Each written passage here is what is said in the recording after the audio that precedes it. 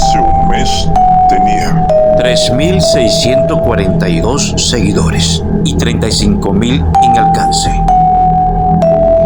Y al transcurrir el tiempo, todo cambiaba. Se está volviendo tendencia.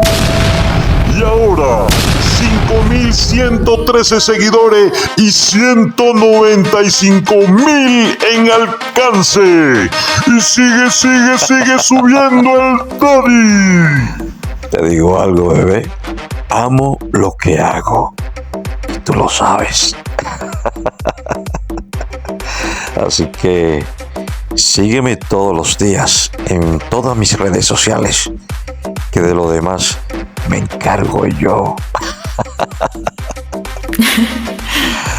Bórralo.